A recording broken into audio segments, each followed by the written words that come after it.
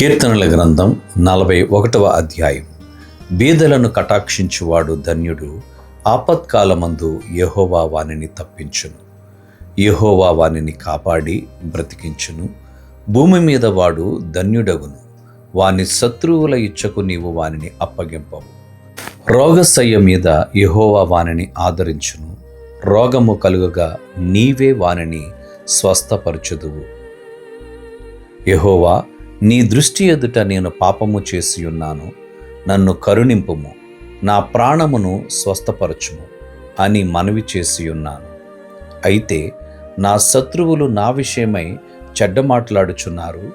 వాడు ఎప్పుడు చచ్చును, వాని పేరు ఎప్పుడు మాసిపోవును అని చెప్పుకొనుచున్నారు. ఒకడు నన్ను చూడవచ్చిన ఎడల వాడు అబద్ధమాడును. వాని హృదయము పాపమును పోగు చేసుకొనుచున్నది. వాడు బయలు వెళ్ళి వీధిలో దాని పలుకుచున్నాడు. నన్ను ద్వేషించు వారందరూ కూడి నా మీద గుసగుసలాడుచున్నారు. నశింప చేయవలనని వారు నాకు కీడు చేయని ఆలోచించుచున్నారు.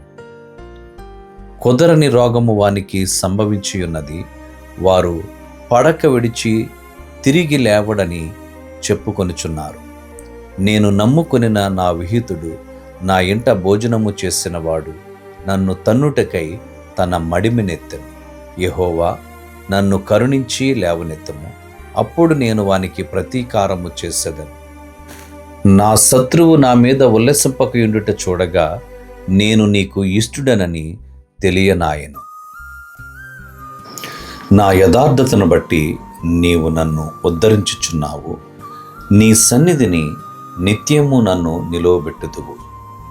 ఇశ్రాయేలు దేవుడైన యెహోవా శాశ్వత కాలము నుండి శాశ్వత కాలము వరకు స్తుతింపబడునుగాక. ఆమేన్, ఆమేన్.